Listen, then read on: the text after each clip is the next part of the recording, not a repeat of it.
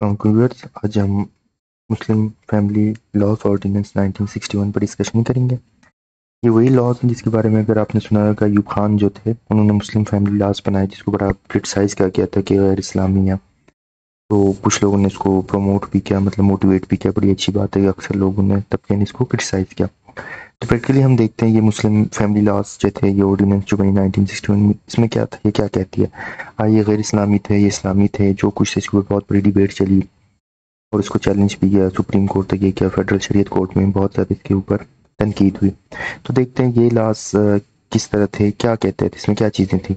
इसके साथ साथ जो इसको डिस्कस करते हुए हम उन लोगों के लिए जो लॉ के स्टूडेंट्स हैं या न्यू हैं, जिनको नहीं पता, वो समझ लें कि कोई ऑर्डिनेंस से लॉ होती है, उसको कैसे पढ़ते हैं, उसमें कौन सेक्शंस किस चीज़ को डिफाइन कर रहे होते हैं, ताकि उनकी भी अंडरस्टैंडिंग हो और साथ साथ आप लोगों को जो आम से लोग हैं उनको भी समझ आए ये क्या चीज़ होती है, और अगर उनको भी कभी ज़रूरत पड़ी किसी लॉ या ऑर्डिनेंस को पढ़ने की तो वो समझ सके। तो सबसे पहले ये ऊपर इसका टाइटल दिया होता है, टाइटल है मुस्लिम फैमिली लॉज ऑर्डिनेंस 1961, ठीक है।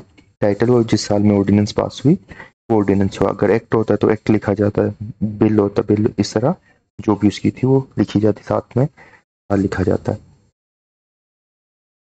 तो मुख्तलिफ ऑर्डिनेंस पास होते हैं। ये वाली ऑर्डिनेंस जो थी 8 ऑफ 1816, तो 1816 जो 8वां ऑर्डिनेंस पास हो ये था। ये नंबर प्रैक्टिकली डिफाइन कर रहा होता है, बताता है कि उस साल में उस वक्त में कितने ऑर्डिनेंस पास हुए। तो वो जो इस तरह एक्ट पास हो वगैरह, ये इस चीज़ को बताता है कि लोगों को पता चले कि कितने क्या था। इसके बाद इसको थोड़ा सा डिफाइन किया गया कि ये जो ऑर्डिनेंस है, an ordinance to give effect to certain recommendations of the commissions. अब इसके बारे में बताया कि ऑर्डिनेंस क्यों पास की, इसकी समझे एक इंट्रोडक्शन दी गई है। इंट्रोडक्शन ये कहती है कि ऑर्डिनेंस इसलिए पास किया गया क्योंकि ये एक कमीशन की रिकमेंडेशन थी शादी के ऊपर और फैमिली लॉज के ऊपर। तो इसमें जो है, whereas it is expedient to give effect to certain recommendation of the commission on marriage and family laws. तो कमीशन ने जो रिकमेंडेशन दी थी, ज़ाहिर जो लॉ कमीशन थी, इसमें वकला साहिबान थे, जजेस थे और एक्सपर्ट्स थे, इस हवाले से उन्होंने सजेशन दी कि फैमिली लॉज और मैरिज के ऊपर कानून पास किए जाए। Now, therefore, in pursuance of the proclamation of the 7th day of October, अक्टूबर के 7वें दिन, ये इसकी डेट है जिस डेट को ये पास हुआ था, 7 अक्टूबर 1948 का। And in exercise of all powers enabling him in this behalf the president is pleased. जो पावर्स थे जो प्रेसिडेंट के पास थे, उसने जो है मेहरबानी की और ये ऑर्डिनेंस पास किया। अब नेक्स्ट आता है नंबर 1। हर एक्ट में, बिल में आपको ये चीज़ नजर आएगी, ऑर्डिनेंस में short title, extend, application, commitment.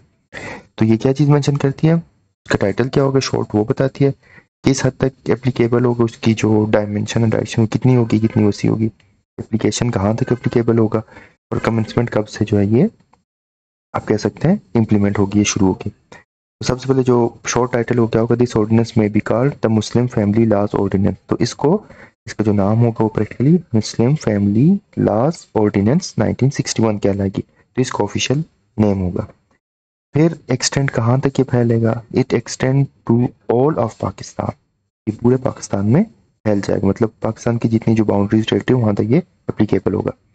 फिर एप्लीकेशन कहाँ तक होगा, and applies to all Muslim citizen of Pakistan, और पूरे पाकिस्तान में होगा, सारे मुसलमानों पे लागू है, wherever they may be, कहाँ कहीं पे भी ये होंगे तो ये अप्लाई होगा। पाकिस्तान में होगा तो मुस्लिम्स पे होगा, मतलब सिर्फ मुसलमानों की हद तक ये एप्लीकेबल होगा, नॉन मुस्लिम्स पे नहीं होगा। कमेंसमेंट कब से ये शुरू होगा, कब से लगी स्टार्ट होगी, it shall come into force on such date as the federal government may by notification in the official gazette appoint in this behalf। तो जैसे ऑफिशियल जो फेडरल गवर्नमेंट होगी उसको प्रिंट करेगी, नोटिफाई करेगी, तो उस दिन से ये कमेंस हो जाएगी। प्रैक्टिकली इसमें ये होता है लॉज में, जो जिस डेट से जो है ये अपना पास होती हैं, तो अक्सर उसी डेट से ये जो अपना इम्प्लीमेंट भी हो जाते हैं। तो नेक्स्ट पोर्शन हमारे पास आ जाए डिफिनेशन। अब जाहिर है एक्ट ला पास उस मुख्तलिफ टर्म्स यूज होंगे, लफ्ज होंगे जिसके कुछ माने होंगे, तो उन मानों को, उन लफ्जों को बताया गया किस तरह वो यूज होंगे। अगर इसमें आर्बिट्रेशन का कौंसल का मतलब है तो वो क्या होगा, चेयरमैन कौन होगा, ये जो प्रिस्क्राइब पीरियड है उसकी बात वो क्या करेगी, यूनियन काउंसिल क्या होगी, वार्ड क्या होगा। जैसे फॉर एग्जांपल वार्ड की बात है, वार्ड हॉस्पिटल में जाए, मरीजों के वार्ड होते हैं, इसी तरह बाकी जगहों पे तो यह बताया गया कि वार्ड का क्या मतलब है। इससे मुख्तलिफ स्पेसिफिक टेक्निकल मीनिंग जो है डिस्क्राइब किया जाता है ताकि कोई कंफ्यूजन ना हो। तो आर्बिट्रेशन काउंसिल, अब ये कहेंगे कौन जो है सुलह करा सकता है, जो सुलह कराने काउंसिल कौन होगी, means a body consisting of chairman. ऐसा इदारा, एक ऐसी बॉडी ऑर्गेनाइजेशन होगी जिसमें चेयरमैन होगा, and a representative of each of the parties to a matter related to the ordinance. अब ये कहता है कि उसमें एक चेयरमैन होगा और जो पार्टीज कौन सी पार्टी, वो फरीक जो इन्वॉल्व है, जैसे एक हस्बैंड की तरफ से हो गया, एक वाइफ की तरफ से हो गया, स्पाउसेस की तरफ से जो लोग इन्वॉल्व होंगे, जैसे शादी ब्याह में इन्वॉल्व होते हैं दोनों तरफ से, तो वो जो है इसमें होंगे, चेयरमैन होगा, बाकी वो रिप्रेजेंट होंगे। Provided that where any party fails to nominate a representative within the prescribed time, the body formed with such representative shall be the arbitrary council. तो अगर इस कंडीशन में कोई अगर फेल हो जाती है किसी केस में, आर्बिट्रेशन में, जो नुमाइंदे जो है नॉमिनेट नहीं कर सकते, तो उसके बगैर भी जो है ये बॉडी बन जाएगी। तो आर्बिट्रेशन काउंसिल आप एग्री करेंगे नहीं करेंगे वो बनेगी, या आप अपने नुमाइंदे देंगे या नहीं देंगे वो बनेगी, क्योंकि उसके अंदर एक चेयरमैन होगा। अब चेयरमैन कौन होगा? Chairman of the union council, union council का चेयरमैन होगा, और a person appointed by federal government. अब समझ आ कि तो उसमें यह तो चेयरमैन यूनियन काउंसिल हो गया, जो कैंटोनमेंट वगैरह होंगे, इदारे होंगे, तो वहाँ पे फेडरल गवर्नमेंट जिसको भी या प्रोविंशियल गवर्नमेंट जिसको भी अपॉइंट करे तो वो चेयरमैन होगा। हाँ, फिर ये कहता है अगर चेयरमैन जो है नॉन मुस्लिम हुआ तो फिर क्या होगा? Or he himself wishes to make an application to the arbitration, अगर वो चेयरमैन जो खुद कहता है कि मैं मतलब नहीं बनना चाहता, नहीं आना चाहता किसी भी वजह से, कि मैं बीमार हूँ या कोई और रीजन है, ये शक है कि मैं इसको सही तरीके से फैसला नहीं कर पाऊंगा, तो the council shall elect one of its members as chairman for the purpose of ordinance. तो चेयरमैन जो है अपने जो मेंबर्स होंगे उसकी बॉडी और ऑर्गेनाइजेशन, उसमें से कोई मुसलमान जो है उसको अपॉइंट करके उसको इख्तियार देगा कि आप मेरी तरफ से आर्बिट्रेशन करें। प्रिस्क्राइब का क्या मतलब है यहाँ पे? इस प्रिस्क्राइब का मतलब है by the rules made under schedule 2। जो लॉ के अंदर जो रूल्स होंगे, तो यहाँ पे प्रिस्क्राइब का मतलब वही कवानीन होंगे, ना कि डॉक्टर्स की कोई प्रिस्क्रिप्शन होगी। फिर यूनियन काउंसिल क्या होगा? Union council are the town or the union committee constituted under basic democrats ordinance order 1959 and having jurisdiction in the matter as prescribe. Ayub Khan के दौर में, अगर जिस जो आप लोगों को पता है, बेसिक डेमोक्रेसी की बात की गई थी, बेसिक डेमोक्रेट्स बने थे जिन्होंने, जिसके थ्रू वोटिंग हुई, प्रेसिडेंशियल इलेक्शन हुआ, बेसिक डेमोक्रेट्स के थ्रू ही अय्यूब खान जीत गए, जिसमें लोकल काउंसिल्स, लोकल यूनियन बनाई गई थी, बॉडीज बनाई गई थी। इसकी practical example general Parvez Musharraf के दौर में, अगर नाजुम वाला जो सिस्टम आप लोगों ने देखा था, ये प्रैक्टिकल वही सिस्टम है। तो उस दौर में जो है यूनियन काउंसिल बनाई गई, उनका हेड था, उसको चेयरमैन कहा गया। तो इसके लिए बेसिक डेमोक्रेट्स जो है, बेसिक डेमोक्रेसी का आप लोगों को आइडिया होना चाहिए, आप लोगों को ये चीज़ पूरी समझ आ जाएगी। वार्ड का मतलब क्या है? Ward means a ward within a union or a town as defined by the above incident। Ward का मतलब भी एक छोटा सा, आप समझ लीजिए, एक छोटा सा यूनिट होगा, जैसे हम कहते हैं शहर, गांव, कस्बा, देहात, तो इस तरह वार्ड जो एक बिल्कुल जो यूनियन होगी, उसका जो बेसिक यूनिट होगा वो वार्ड कहलाएगा। Ordinance to override other laws etcetera. अब यह क्या कहता है? ये जो ऑर्डिनेंस पास हुई, इसके पास होने से क्या होगा? जितने बाकी जो कानून थे, लॉज थे, जो फैमिली ऑर्डिनेंस साथ रिलेट करते हैं, ये उन सबको ओवरराइड करेगा, मतलब उनके ऊपर ही आ जाएगा, सब पे इम्प्लीमेंट करेगा। अब क्या होगा? इसको जो मेन पोर्शन असल में वो यहाँ से अब समझिए स्टार्ट हो रहा है। The provision of the ordinance shall have effect notwithstanding any law, custom or usage, and the registration of Muslim marriages shall take place only in accordance with these provisions। तो कह रहा है जो शादी वगैरह में बहुत सारी जो है कस्टम यूजेज उसी के हिसाब से होंगी, उसमें कोई फर्क नहीं, लेकिन रजिस्ट्रेशन इसके तहत होगी। आगे ऐसे ऐसे जाएंगे। ये लॉज जो होते हैं वो क्या होते हैं? वो स्टेप बाय स्टेप खुलती जाती हैं, स्लो स्लो जो है स्टेप बाय स्टेप एक्सपेंड होती हैं, क्योंकि जैसे जैसे आगे हम पढ़ते जाएंगे हर चीज़ हमें क्लियर होती जाएगी। For the removal of doubt, शक को खत्म करने के लिए, शक व शुबहात को, it is hereby declared that the provision of the arbitration act 1940, the civil the Code of Civil Procedure 1908 and any other law regulating the procedure of courts shall not apply to any arbitration council। अब ये बात देखें क्या किया इसने, restriction कायम कर दी कि कोई शक नारे कुछ नहीं। तो यहाँ से इसलिए बताया जाता है कि जो आर्बिट्रेशन एक्ट था 1940 का, ये जो सिविल प्रोसीजर कोड जिसको अभी भी हम यूज कर रहे होते हैं, and any other law regulating the procedure of courts, courts को जिस तरह प्रोसीजर में चलाया जाता है, वो जो है shall not apply to the arbitration, वो आर्बिट्रेशन काउंसिल के ऊपर नहीं लगेगी। मतलब ये जो जितने, अगर आप आपका वास्ता कोर्ट से पढ़ा, अगर अक्सर लोगों को पढ़ा होगा, ये जो लॉ के स्टूडेंट्स हैं, लॉयर्स हैं, उनको पता होगा, हर एक केस के लिए एक पर्टिकुलर प्रोसीजर होता है। जैसे सिविल केस में आप केस फाइल करते हैं, एक पूरा प्रोसीजर होता है कि दूसरी तरफ का डिफेंडेंट जो आता है उसको जवाब देना पड़ता है, पूरा एक प्रोसीजर ऑफ इससे क्रिमिनल लॉ में। वो कहता है कि ये जो सारे प्रोसीजर्स थे वो आर्बिट्रेशन काउंसिल में लागू नहीं होंगे। क्यों नहीं होंगे? क्योंकि उसका अपना एक मैकेनिज्म बना है, उसके तहत काम करेगा, तो इसलिए वो जो है उससे बरी होगा, उसका अपना प्रोसीजर होगा, वो अपने हिसाब से चलेंगे। अब इसमें बताता है सक्सेशन की बात करता है, सक्सेशन क्या है, किस तरह। In the event of death of any son or daughter of the Proboscis before the opening of succession, the children of such son or daughter, if any, living at the time the succession opens, shall per stripes receive a share equivalent to the share with such son or daughter as इतना इतना received फिलहाल। अब इसमें ये एक debatable point है जो अभी तक डिबेट होती है, इस पे बहुत ज़्यादा डिस्कशंस भी होती है। वो ये कहती है सक्सेशन का कानून ये है कि आम तौर पे जो समझा जाता है ये आपको बताता हूँ, और फिर ये जो क्या कह रहा है ये बताता हूँ। सक्सेशन ये, जैसे कोई सरबराह फोत होता है घर में, तो उसकी जो प्रॉपर्टी वो तकसीम हो जाती है, बीवी बेटियों में, बच्चों में, वर्षा में तकसीम हो जाती है। तो वो अब ये कहता है कि इसको सिंपल, बहुत सिंपल करते हैं। एक वालिद है, उसका एक बेटा है, और उसका, आप समझें कि बेटे ने शादी के लिए उसके बच्चे हैं, ठीक है। तो दादा भी हुआ, बेटा, मतलब बेटा, बच्चा, बाप, दादा, इसको हम हिस्सा देते हैं नीचे से ऊपर तरफ। तो नॉर्मली ये है कि अगर बेटा फौत हो जाए, जो बच्चे का बाप है, समझे दादा का जो बेटा है वो फौत हो जाए, तो रिलेशनशिप अब कायम किन दो के बीच होगी? ग्रैंडसन और ग्रैंडफादर के दरमियान, ठीक है, दादा और पोते के दरमियान। अब ये कॉमन यही है कि अगर बेटा पहले फौत होता है तो नवासे को जो है, पोतों को जो है कोई प्रॉपर्टी नहीं मिलती, चाहे पोते हो या नवासे, उनको कोई प्रॉपर्टी नहीं मिलती अगर उनका वालिद पहले फौत हो गया। तो ये ना क्या कहती है, कहती नहीं, अगर वालिद फौत भी हो जाए और पोता या पोती हो गई या नवासा नवासी जिंदा, तो उसको वही हिस्सा मिलेगा जो उसके वालिद को मिलता था। अभी इसका मतलब ये वो कहता है कि वालिद के फौत होने से कोई वर्षा जो है दादा की या नाना की प्रॉपर्टी से महरूम नहीं हो सकता। ये स्पेसिफिकली उसे दादा के लिए यूज होता है कि उसके लिए प्रॉपर्टी से महरूम नहीं हो सकता। तो जो भी होता होगा वो उसको अपने दादा की प्रॉपर्टी से हिस्सा मिलेगा, इररिस्पेक्टिव ऑफ द फैक्ट कि उसका वालिद जिंदा है या नहीं है। आई होप आपको समझ आ गई ये चीज़। इससे बहुत ज़्यादा डिबेट होती है कि नहीं ये गलत है, अभी भी आजकल भी इशूज़ इस तरह आते हैं कि पोते जो है दादा की प्रॉपर्टी से नहीं मांग सकते, लेकिन इस लॉ ने जो है उनको अलाउ किया था कि मांग सकते हैं। अब इस पे डिटेल में हम नहीं जाते कि किस हद तक है ये लीगल, इस्लामिक, और उसमें हम नहीं पढ़ते, लेकिन जो लॉ कह रहे हैं हम उस मुस्लिम पर्सनल फैमिली लॉ को जो पढ़ के उसके मुताबिक बता रहे हैं कि इसने अलाउ किया था। फिर आएगी रजिस्ट्रेशन ऑफ मैरिज। मैरिज के ऊपर बात करेंगे कि मैरिज तक जो है कहाँ तक उसकी रजिस्ट्रेशन होनी चाहिए, कहाँ तक नहीं होनी चाहिए।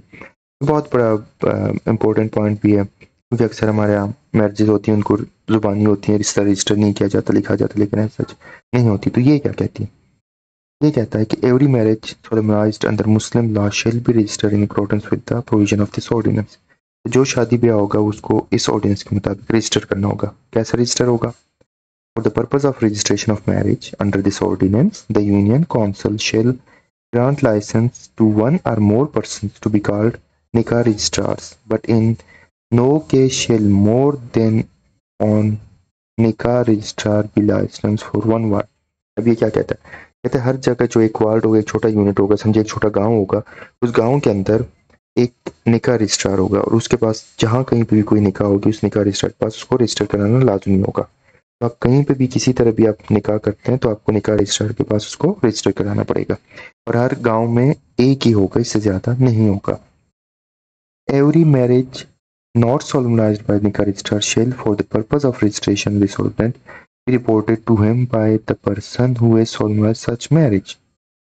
अब कहता है अगर रजिस्टर नहीं होता, लोगों ने शादी कराई और रजिस्टर नहीं करते, तो जो निकाह ख्वान होगा जिसने निकाह पढ़ाई होगी उस पे लाजम होगा कि वाकई निकाह रजिस्ट्रार को बताए कि मैंने इस जगह पे ये निकाह पढ़ा है।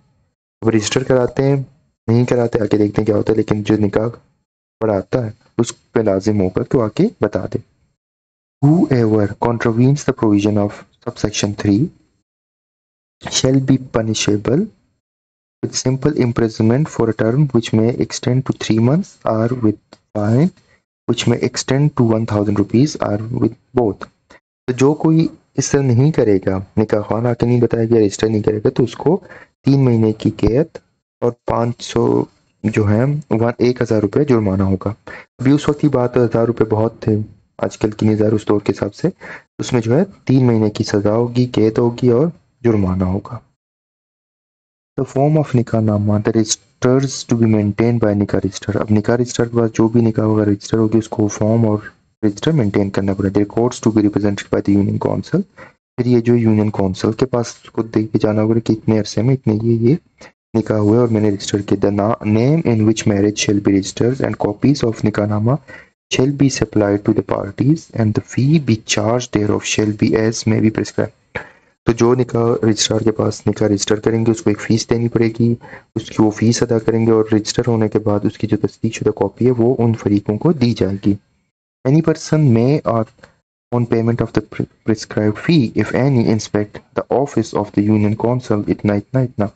अब ये कहता है कि कोई भी जिसको किसी के बारे में शक व शुबात हो कि ये निकाह जाली है या हुआ नहीं हुआ, तो निकाह रजिस्ट्रार के पास जाए, वहाँ पे उसकी प्रिस्क्राइब फीस दे और उस रजिस्टर को देख सकता है कि कौन जो शादी वगैरह में वैलिड है नहीं वैलिड नहीं है, ये सारी चीज़ें वहाँ से मालूम की जा सकती हैं। उसके बाद आती है पॉलीगैमी, मतलब एक से ज़्यादा शादी करना। तो एक से ज़्यादा शादी करेंगे उस पर जो है ये मुस्लिम फैमिली लॉज जो थे ये क्या कहती हैं, इससे बड़ा कहा गया कि होनी चाहिए नहीं होनी चाहिए।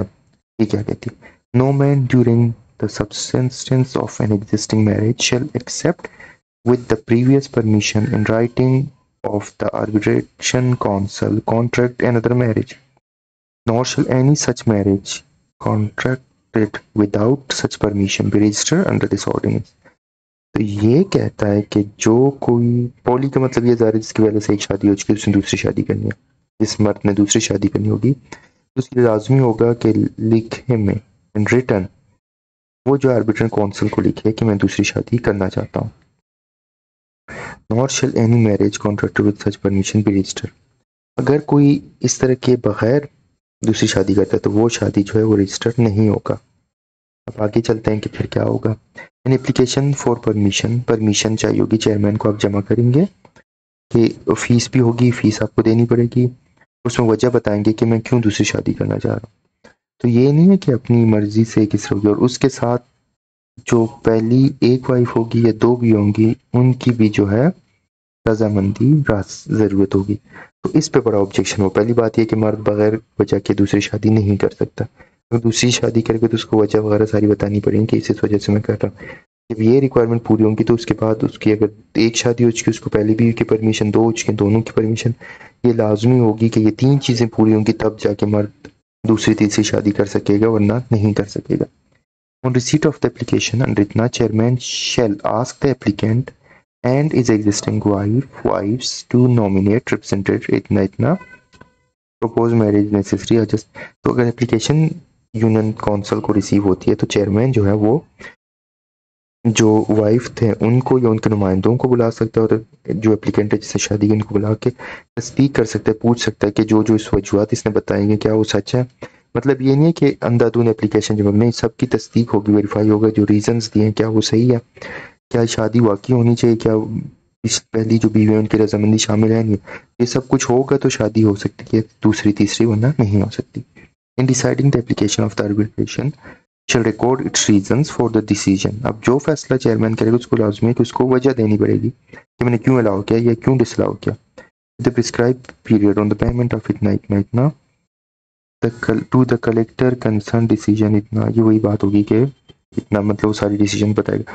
Any man who contracts another marriage without the permission of the council. हाँ, अब ये बात आ जाती है कि कोई जो है बगैर बताए चुपके से बगैर डिसीजन के शादी कर लेता है तो फिर क्या होगा। वो कहता है कि शेल पे immediately the entire amount of the dollar whoever whether prompt or deferred due to the existing wives which amount if so not so shall be recorded as a land इतना। तो जब बगैर बताए दूसरी शादी करेगा तो उसको पहली बीवियों को जितना जो हक महर होगा वो सारी देनी पड़ेंगी। अगर उसके पास पैसे नहीं होंगे उसकी जो प्रॉपर्टी ज़मीन होगी वो बेचकर उसके मुताबिक उनकी जो है पहली बीवियों की अदायगी की जाएगी। अगर बगैर परमिशन के आपने की तो आपको जितना हक महर वगैरह होगा वो सारा देना पड़ेगा। उसके बाद on conviction upon complaint be punishable with simple imprisonment which may extend to 1 year or fine with 5,000 rupees। और अगर उसकी शिकायत लग जाती है और वो फिर भी बात नहीं मानती तो उसको 1 साल की सजा सिंपल सज़ा ये सिर्फ जेल आपको काटनी पड़ती है, और रिगोरस इम्प्रिजनमेंट ये है कि जिसमें आपको काम कराया जाता है, कैद व मुशक्कत होती है। तो ये मुशक्कत नहीं है, सिंपल कैद है, जिसमें आपको 1 साल की सज़ा हो सकती है इसके मुताबिक, और आपको 5,000 रुपये जुर्माना हो सकते हैं। तलाक की बात करते हैं, तलाक का क्या तरीकाकार था इसमें, कि तलाक कैसे दी जा सकती है, नहीं दी जा सकती, क्या होगा। Talaq, any man who wishes to divorce his wife shall as soon as may be after the pronouncement of talaq in any form whatsoever give the chairman notice in writing of having done so and shall supply a copy thereof to the wife। तो जो कोई तलाक लेना चाहे, बीवी को तलाक देना चाहेगा, तो वो जो है तलाक जो है रिटर्न फॉर्म में चेयरमैन को देगा, बताएगा कि नोटिस देगा, और अपनी वाइफ को भी देगा। मतलब जुबानी कलामी कुछ भी नहीं होगा, जो कुछ भी होगा अपना proof with record with evidence करना।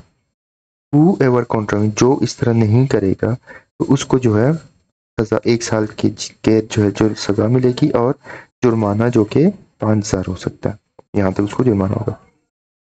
Save as provided in subsection 5, talaq unless revoked earlier expressly or otherwise shall not be effective until the expiration of 90 days। इतना इतना। अब ये क्या कहता है, अगर आपने एक तलाक दे दी, जैसे हमने कहा कि 3 दफा तलाक तलाक तलाक तो हो गए, ये कहता नहीं, ऐसा तलाक नहीं होगी। तलाक के लिए पहले आपको नोटिस देना पड़ेगा, एक तरीके से एक प्रोसीजर, जैसे आप निकाह डायरेक्ट नहीं कर सकते, अब सारी रजामंदी सारे प्रोसीजर होता है, उसके बाद निकाह होती है। इससे तलाक भी डायरेक्ट नहीं दे सकते, उसके लिए आपको पूरा एक प्रोसीजर फॉलो करना पड़ेगा, एप्लीकेशन देनी पड़ेगी। और अगर आपने तलाक दे दिया, फॉर एग्जांपल आपने कहा 10 दफ़ा तलाक दे दी, वो तलाक नहीं होगा, वो एक ही टाइम एक तलाक होगा, और वो उसके लिए आपको 90 दिन तक इंतजार करना पड़ेगा।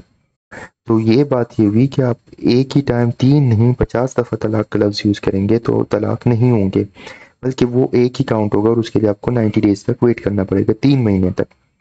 तो फिर क्या होगा, विद इन 30 डेज ऑफ इतना नोटिस ऑफ इतना चेयरमैन शिल, अब क्या होगा, इस दौरान में जब हस्बैंड ने वाइफ को तलाक दे दी, तो चेयरमैन जो है, जिसको रिटर्न फॉर्म में बताया गया था, वो 1 महीने के अंदर कोशिश करेगा कि इनके दरमियान मुफाहमत हो जाए, सुलह हो जाए, राजीनामा हो जाए, और ताकि ये जो मतलब रिकन्सिलिएशन है वापस, इनके जो है बाहमी ताल्लुकात जो है बहाल हो जाए, बेहतर हो जाए। अगर नहीं होता, कोशिश यही रहेगी कि 90 डेज का टाइम होगा, लेकिन 1 महीने में होना चाहिए। If the wife be pregnant at the time of talaq is pronounced, अगर वाइफ जो है प्रेग्नेंट है, हामला है, और तलाक उसको हस्बैंड ने दे दी, talaq should not be effective until the period mentioned in subsection 3 और the pregnancy whichever later ends. तो तलाक ऐसे नहीं होगा, तलाक कब होगा, अगर बीवी प्रेग्नेंट है तो तलाक के 2 या तो 90 दिन के अंदर उसको रुजू कर लिया, जो भी कर लिया आपने, अगर नहीं किया 90 दिन तक चलेगा, या तो है उससे पहले जो है विच लेटर एंड्स, या तो प्रेगनेंसी जो है वो खत्म हो जाए, तो बच्चा पैदा हो जाए, बच्चा पैदा होगा, या तो 90 डेज होंगे, तो उससे पहले आप तलाक नहीं दे सकते। मतलब आपने तलाक दी, 90 डेज तक आपको पास टाइम है, तलाक इफेक्टिव नहीं होगा। इस बीच में अगर आप सुलह करते हैं तो आप कर सकते हैं। Nothing shall debar a wife whose marriage has been terminated by talaq effective under is section इतना रीमैरिंग द सेम हस्बैंड। अब ये कहता है कि अगर जिस बीवी को तलाक दी गई, हैज बीन टर्मिनेटेड बाय तलाक, जो शादी खत्म हो गई तलाक की वजह से, तो वो जो है वाइफ जो है उसी हस्बैंड से दोबारा शादी कर सकती है, without any intervening marriage with the third person unless such termination for the third time also effective. तो कहता है, तो ये जो तलाक होगी थर्ड टाइम परमानेंट होगी, तो जो हलाला का कॉन्सेप्ट ही बताते हैं कि होता है, तो ये कहता है उसकी आपको ज़रूरत फिलहाल नहीं होगी।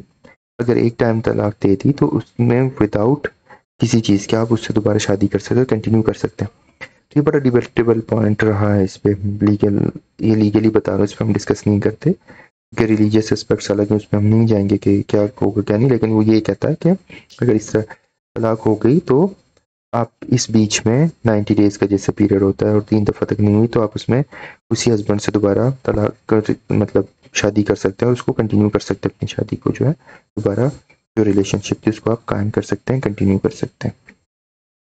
अब इसके बाद नेक्स्ट पोर्शन था मेंटेनेंस। जैसे अक्सर तलाक के बाद जो है खर्चा जो होता है, नुक्ता जिसको कहते हैं, उसका क्या प्रोसेस में क्या होता है, मेंटेनेंस में क्या कहता है। ये कहता है if any husband fails to maintain his wife adequately, अगर एक हस्बैंड जो है शोहर जो अपनी वाइफ का खर्च वगैरह पूरे नहीं कर सकता, और where there are more wifes, और ज़्यादा शादियां कर ली और उनको बराबरी से नहीं देख सकता खर्चे पूरे, और बाकी नीड्स पूरे नहीं कर सकता, may in addition to seeking an other legal remedial apply to the chairman, तो इस कंडीशन में जो है चेयरमैन या आर्बिट्रेटर काउंसिल को जो है रुजू किया जा सकता है। May issue a certificate specially the amount which shall be paid as इतना बाय द हस्बैंड। तो वो जो है एक फिक्स अमाउंट फिक्स करेगी किस अमाउंट के तहत हस्बैंड ने उसको पे करनी। हस्बैंड और वाइफ में in the prescribed manner with the prescribed section or payment of इतना fee application for revision of certificate to the concern. तो उनकी जो है अगर वो फीस इतनी ज़्यादा हो या कम हो तो दोनों मिलकर एक एप्लीकेशन दे सकते हैं, इसको कम या ज़्यादा करें, इससे कंडीशन है, मतलब दोनों की रजामंदी होगी। इस असल में लॉ में क्या जा रहा है कि औरतों को भी जो है उनकी से और परमिशन दी जा रही है, क्योंकि अमूमन हमें देखने में आता है, नज़र नहीं आती, हस्बैंड ही सब कुछ कर रहा होता है। तो ये जो है वुमेन को भी पावर दे रहा है कि आप बोल सकते हैं, आप अपनी बात कर सकते हैं, जब तक दोनों की रजामंदी बराबरी ना हो हस्बैंड अकेला कुछ भी नहीं कर सकता। एनी अमाउंट पेएबल अंडर इतना इफ नॉट पेड, अगर पैसे फिक्स कर नहीं पे किए तो क्या होगा, shall be recoverable as arrears of the land revenue, उसकी ज़मीन वगैरह जो होंगी जो भी होगा उसके तहत वो कवर की जाएंगी। फिर ये पंजाब के अंदर अपनी अमेंडमेंट हुई फर्स्ट सेक्शन इतना the full stop occurring at the end shall be replaced and by colon इतना इतना। फिर ये पंजाब की बात है कि उसमें कमीशन बना जिसमें इसको जो है कलेक्टर सर्टिफिकेट दी गई वो, तो स्पेसिफिक पंजाब के अंदर अपना ये बताया गया कि पंजाब के अंदर ये प्रोविजन आएगी इसके अंदर जो कमिश्नर ऑफ द डिवीजन होगा उसके पास ये पावर होंगे और डिप्टी कमिश्नर एडिशनल कमिश्नर वो इस चीज़ को डील करेंगे। अब 10th नंबर पे आती है डावर। डावर जो है जिसको आप अपना जायज़ कहते हैं, उसके ऊपर ये बात करता है कि वो क्या होगा। तो dower when no details about the mode of payment of the dower be specified, अगर कुछ भी नहीं लिखा गया, मतलब मैरिज के अंदर जो स्टाम्प पेपर था निकाहनामा था उसके अंदर कुछ भी नहीं लिखा गया, तो फिर क्या होगा, the entire amount of dower shall be presume to be payable on demand. तो फिर इंतुल तलब होगा, मतलब जब डिमांड की जाएगी तब पे कीजिए। अगर उसमें लिखा हो कि अभी इतने देने बकाया इतने, अगर कुछ भी नहीं लिखा जाता तो फिर ये समझा जाएगा कि जब भी बीवी जो है हस्बैंड से डिमांड करे उसको ये जहेज जो है मिलनी चाहिए। पावर टू मेक रूल्स, अब ये जो क्लॉज है यहाँ तक 10 तक जो है ये सारी स्पेसिफिकली उस जो मुस्लिम फैमिली लॉज थी वहां तक रिलेट कर रही थी। 11 जो है ये गवर्नमेंट अपने पावर्स के बारे में बता रही है। गवर्नमेंट में rules to carry effective the process of ordinance it should be signal. अब ये हर ऑर्डिनेंस के अंदर होता है इसलिए हम इसको डिस्कस नहीं करेंगे। जनरल क्लॉज है जो बताते हैं गवर्नमेंट के पास ये पावर ये कर सकती है, ये कर सकती है। फिर अमेंडमेंट ऑफ चाइल्ड, इससे पहले चाइल्ड मैरिज रिस्ट्रेंट एक्ट 1929 जो ब्रिटिश के दौर में पास की गई थी, उसके ऊपर अलग से हम डिस्कस करेंगे कि गर्ल्स की एज क्या होगी बॉयज़ की क्या होगी, उसको जो है इस ऑर्डिनेंस के तहत ख़त्म कर दिया गया, वो बात ही ख़त्म हो गई। तो क्योंकि वो ब्रिटिश की थी उसमें हिंदू मुस्लिम सारे बहुत सारी चीज़ें अंडर डिस्कशन थी, उसको अवॉइड किया गया। तीसरा amendment of the resolution of Muslim marriage act 1929, फिर ये जो थी उसको भी इस एक्ट के तहत ऑर्डिनेंस के तहत ख़त्म कर दिया गया। तो ये प्रैक्टिकली अयूब का जो है मुस्लिम फैमिली लॉज ऑर्डिनेंस था, जिसके ज़रिए मतलब वुमेन को जो है एम्पावर किया गया था, उनको बहुत सारी राइट्स दिए गए थे। ये चैलेंज हुआ, उलमा कराम ने इसको चैलेंज किया बहुत से लोगों ने कि इस्लाम के ख़िलाफ़ है, शरीयत के ख़िलाफ़ है, आप कैसे मतलब रिस्ट्रिक्शन लगा सकते हैं पॉलीगैमी पे और रजिस्ट्रेशन मैरिज वगैरह एक्सेट्रा पे। तो केस चला सुप्रीम के कोर्ट तक गया, उसके ऊपर खामोशी हुई। लीगली जो है ये कहीं पे कुछ तबका इसको भी फॉलो कर रहा हो, कहता है बाइंडिंग है, कुछ कहते हैं बाइंडिंग नहीं है। तो उस डिबेट पे हम नहीं जाते, वो एक अलग बहुत लंबी डिबेट होगी। तो प्रैक्टिकली आज के जो टॉपिक थे उसका मकसद ये था कि जो मुस्लिम फैमिली लॉज है आपको उसके बारे में बताया जाए कि वो थे क्या, असल में क्या चीज़ें कही गई थी, क्या वो सही थी गलत थी, किस हद तक ये इफेक्टिव रही, उसमें क्या कुछ था। तो उम्मीद है आप लोगों को समझ आ गई होगी। थैंक यू, अल्लाह हाफिज़।